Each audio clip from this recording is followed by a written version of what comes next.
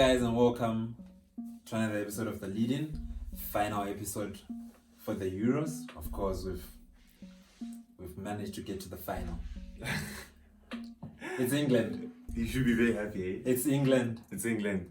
Versus the lesser team. I don't know whatever they're called, but England is playing another team. I'm joking. Yeah. England, Italy, bro. Oh. What are we going to see? Of course, it's not going to be very different from what we've seen already. In terms of tactics and everything. It's gonna be a tactical masterclass. Whoever who can break down any of the two defenses. For me, the biggest issue here is the best defenses in the Euros are going head to head. You had me dying at tactical masterclass. As soon as you mentioned tactical masterclass, I lost all faith that we can win this game. No, it has to be for that day. I'm not saying you have it, but I'm saying it will be down to who can have the best tactical masterclass. It's hard for me to believe Gareth Southgate can just outclass Roberto Mancini, but hopefully for that one game we can do it. But I get you. The best two defenses, it has to be in the world right now. Yeah. They're going toe to toe. Both sets, you have a golden boot, winner. You have a deadly talent striker. You have two, English workhorses in the midfield. You have three well-drilled, midfielders there in the midfield for Italy. So all departments are like for like. Di Lorenzo, very good defender. Kyle Walker, very good defender. Emerson and Shaw probably there's probably like a quality gap, but we did see against we did see against Spain that Emerson, if he just probably see that footage. Yeah. I think he now knows what to do very well, coming in this game. No, I actually wanted us to talk about that. Was it because I'm thinking if Spinazzola is the one in that position, maybe the outcome could be very different. Is it because Emerson doesn't play a lot? Is it rusty legs and stuff like that? It's a bit of rusty because when he gets that layoff from from Insigne that one time, and it's now a 4v3. You need to release. You are a left back. You have ran 40 yards. You're getting tired. There is no way you're going to be able to take on another two defenders. Maybe it's got some Gareth Bale in it. No. You never know. No. But I get that was a favorite situation for him, showing us that he doesn't have. So he was just supposed to release the ball. So it's just that maturity. Luke Shaw there, he's releasing the ball. He knows he can't take a shot. He's putting in an assist, and Italy are dismissing Spain, earlier, even though they were under the cosh, for half of the game. So it's just that twitch for me. You play and train the way you want to grow, and also be potentially like. So you look at your videos, just see the few touches that you had, and for me, he had 6.57 out of 10 game. Which could have been an 8. Which could have been an 8 if he had just changed one or two things. But for me, that's the only difference. But Shaw is right now, performances throughout the tournament have been 8.5 and above. So I've loved him. Yeah, definitely. So that's the only difference. And probably the goalkeepers, Donnarumma, probably bigger frame, can reach to things. Kick, could have Donnarumma saved that Damsgaard free kick. For now we can say yes, but in the moment in the game. But is it just bigger frame? Because I just feel like just better ability as well, more than Pickford. You just don't like Pickford. That's the problem. No, I just don't think he's good enough. No. Okay, he's good enough to be the English number one. Yes. Amongst the English goalkeepers that are there, he's very good. But you don't like him. Yeah, because I just don't think Okay, say it. It's one of the weakest positions for the English national team. That's what I'm thinking. Yeah. Donnarumma is far much better than Pickford. Very, very. So you agree with me? So there's no case. Yeah, I agree with you. Yeah. Pickford is just, it's not as good as Donnarumma. Yeah, so I think that would be maybe one of the difference makers, but the difference maker has to be midfield. I don't want to say shit about Rice and Phillips. They're very good at what they do, but I just don't think they're as technically gifted as Verratti, Jorginho, and Barella. Okay. I think maybe we might struggle there. You might, but I think it'll go down to can Rice do that secondary, defending that was doing very well. I noticed, so because Shaw is going to be going, obviously Maguire has to cover. Yeah. I see Declan Rice was doing that job of slotting in between the two centre backs very well. So that will be the difference makers. If they do lose the battle in the midfield, can he turn from centre mid into more of a natural CDM, into more of a natural centre back, and help cover Pickford in the midfield. And also, when they do have the ball, can they, because they don't have the ability, can they move it as quickly as they have been doing throughout the tournament? Because surely throughout the tournament, they've been playing the good, basic football, getting the ball wide, sometimes when they do get a chance, they're playing in the ball, in between the spaces. So it's just those things. Can they pick the right pass? Can they do the simple things right? And in terms of physicality, they should be quite close. Can they grind hard for the team, fight, break a leg like Roy Keane did? So yeah, I think that will be the one of the difference makers as well. Then we look at the strikers. It's like they've totally reversed each other's form. Kane had a terrible start to this Euros. Cyril Immobile, things aren't going very good for him right now. Very good for him right now. Things have just changed. It's Cyril Immobile definitely has to come in, and play for the team. That for me, the Italy there up front, the teamwork hasn't really been, there. I do know Chiesa is a very good player, to take on one-on-one, and of course, if you don't shoot, you don't get a chance, to score, okay, it's fine. But sometimes I feel like there are moments where he can share and have them rotate the ball a bit more, then open up easier spaces where he can just run through because he has pace, he has good control. He has a very good right foot finish. We saw, CR even just recently, against Spain. So that would be one of the difference makers as well. They're up front because Kane, Sterling, these guys looking form. Sterling could have easily gotten 2 goals, but one turned into an own goal, the other one got saved. So it's not like they're missing, half chances. They're missing clear chances. So yeah, I think for me, the strikers need to come on top. Chiro needs to play for the team, and Kane and Sterling need to keep doing what they're doing to help the team, win at the end of the day. Then I don't know if it's the best thing to do, but for me, with England, Saka is not starting. I just knew you were going to bring this up. Sancho, right? Yeah. Then probably second half, maybe on that position of forward, and then bring in the midfield probably in place of what's this, maybe in case of Mount or in case of Rice, those are positions that you can just change. But Saka from the get-go, you don't agree? He had one moment and he did well with the moment, but for the rest of the game,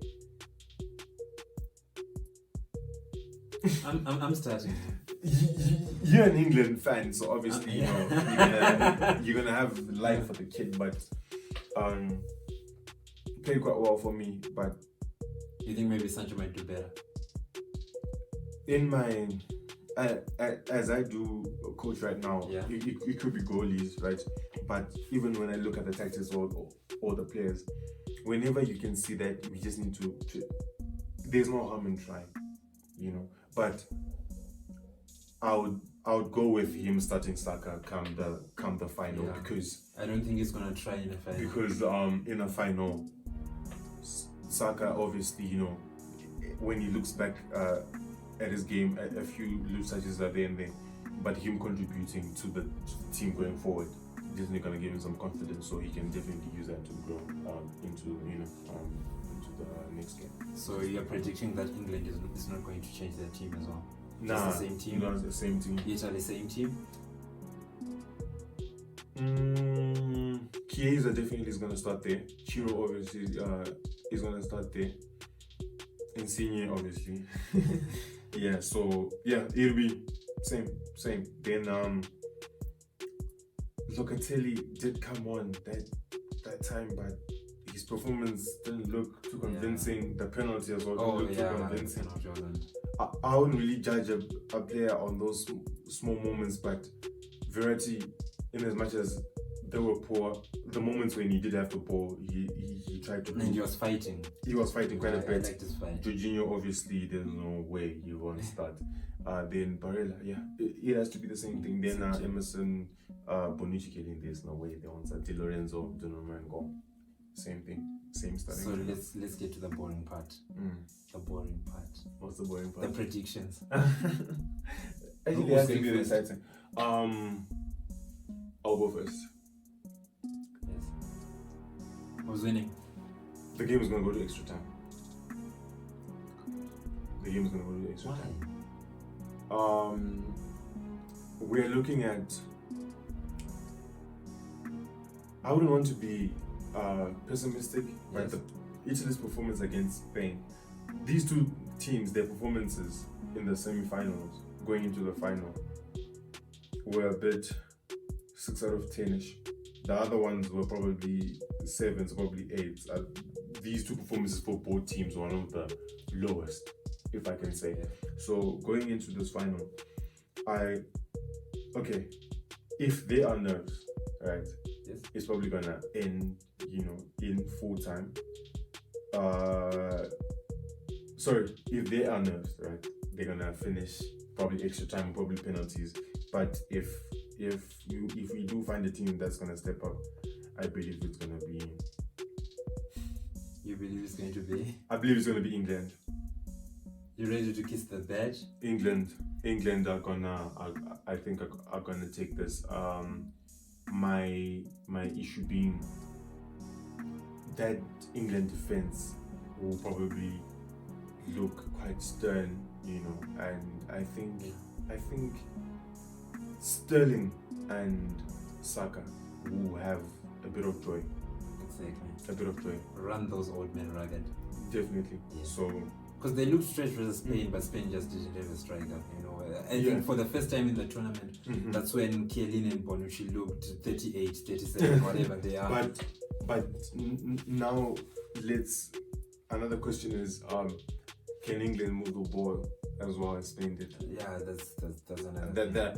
That's another thing, and that has to be the major thing. Because in terms of the midfielders that Spain have and in terms of the midfielders that England have, two different profiles. A set of midfielders, one are technically gifted, silky on the ball, but the other ones are very, rough, and they do the simple thing. Very so they bricks. They are academy boys. They all they ever know is trap, move the ball. Every single time. So for me, that would be that is one of the difference makers. I'm ready to kiss the badge. We have to make a video where you just have to kiss the badge. I will. Probably they can have maybe more accolades at the jersey, but it's gonna be an exciting time. I can't wait for London. On Sunday and just see what the showdown will be against these two teams. But I guess on paper, 50-50. They closely matched. We compared both positions as we did earlier. Everything it looks to be in shape. So come Sunday, who can grab their chance, who can get in the moments we're talking about, and make sure that they just finish off the ball. I'm gonna give it 2-1 to England. 2-1 to England. Yeah, my heart is just telling me to give it a 2-1 to England. And definitely football will definitely come on. Yeah, it's definitely come on. at least I guess our home advantage has to count for something. Yeah, At definitely. Wembley, just to maybe 1 or 2 penalties. Yeah, we just get 2 free penalties, and during the game, you never know. We're Yeah, home. but The Queen is going to be in the. I VAR hope room.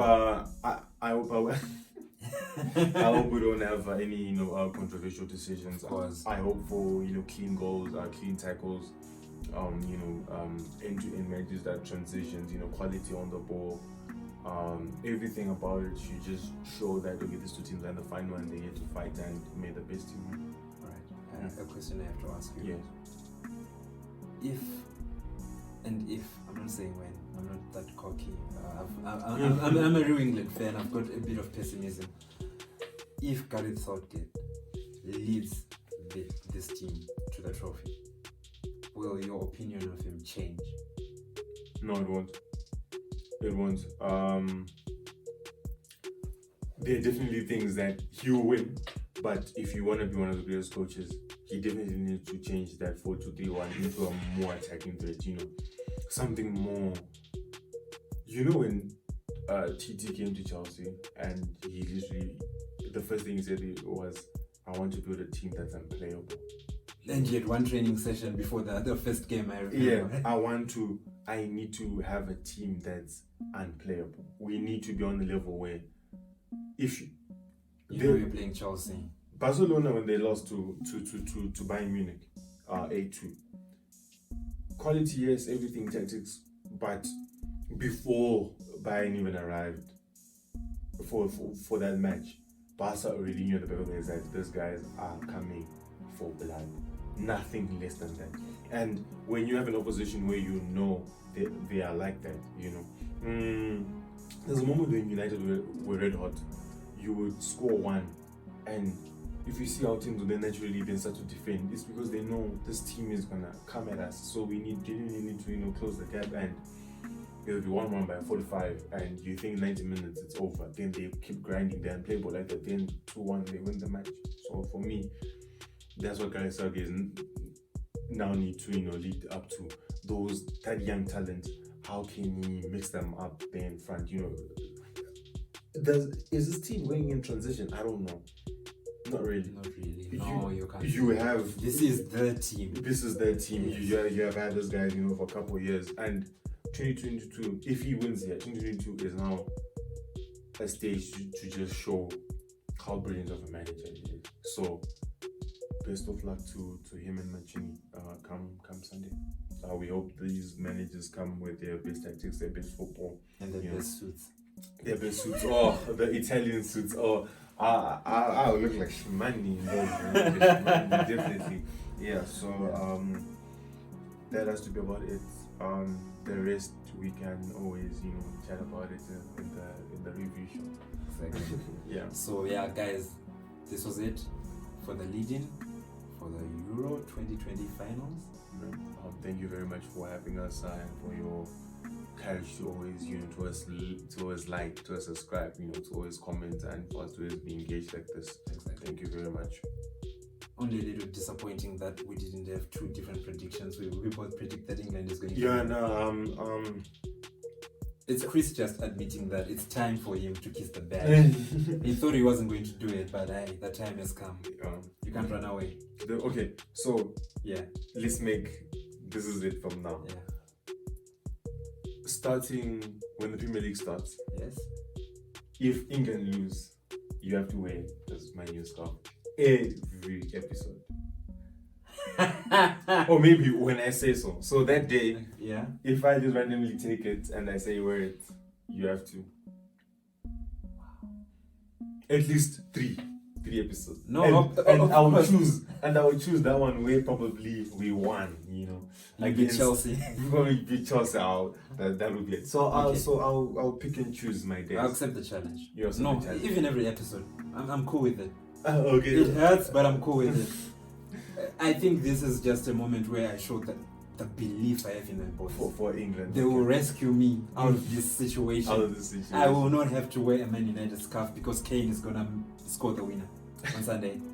I'm confident. Alright, definitely. I hope you guys will have your audio and your TV sets on.